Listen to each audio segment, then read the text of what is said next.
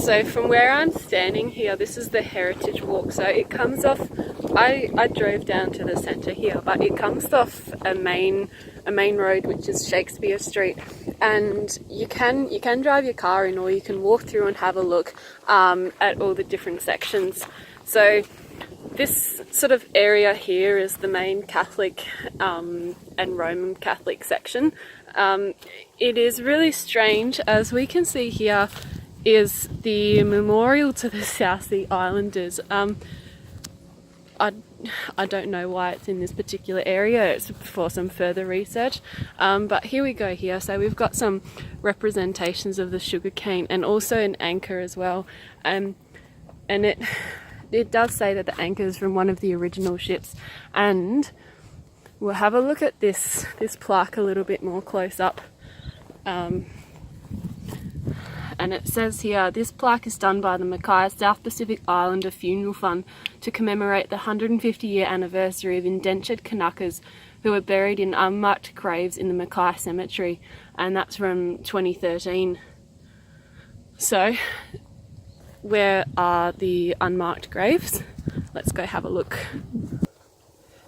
I'm going to be quick because I feel very uncomfortable recording around here, but also because of time constraints. But just gives you an idea is that we are going all the way over here, which is about 200 to 300 meters. I suppose, save the fact that it is a cemetery, it's quite beautiful down this way. So we still aren't quite there yet. The other side of the road is just a sort of a light industrial area. So it's U-Haul, battery type, a few tyre places, and a lot of community service providers as well. And on this side here, we have sugar cane, which we'll get to in a moment. I also don't think this is part of the Heritage Walk either. It's quite barren out that way. And then this way is still the cemetery.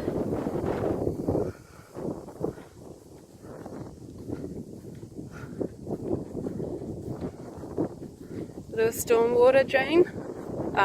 That's another area that floods quite regularly. So we're coming to the top of the hill, and some of you who read my site visit or my field trip activity, I included a little map that marked out the different religious sections, and as we can see, this area, I'll stop, this area here is the alien section. Alright, we're going to go across now. Check this out.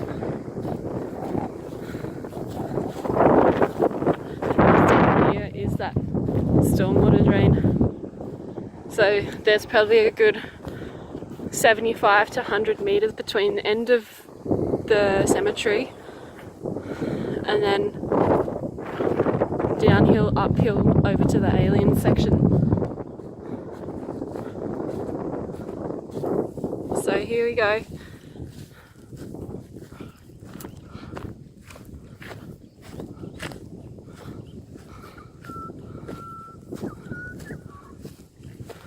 And this is it. So there's a bit of evidence to argue that this isn't just the area for South Sea Islanders. We have graves from Japanese, Chinese and other immigrants throughout the 20th century. So this one was from 1918. And then if we come back, this is the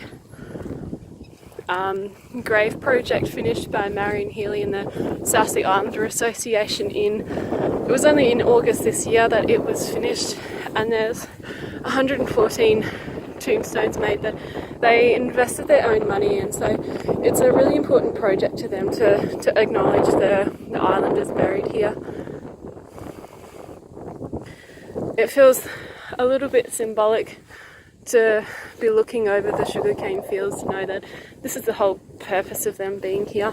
And I'm heavy breathing, doing that walk over here, I know a lot of people wouldn't bother, and that's really upsetting. In my interview, Marion Healy said that her and her daughter spent about 3 months researching the men and women who were buried here. So that's going the same sort of process that I did, going through the old archives, particularly from the State Library and the Heritage Resource Collection, to find and identify these South Sea Islanders. And I think she said it took them only about 3 or 4 months, which is an incredible time frame to be able to finish all of this and give them an identity back. Just so to sum up, I would hazard a guess that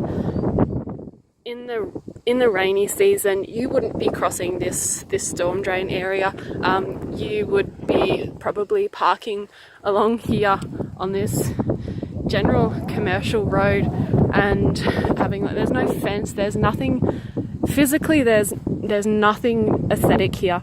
And if we look over and face this way, you feel very, very disconnected from the rest of the cemetery.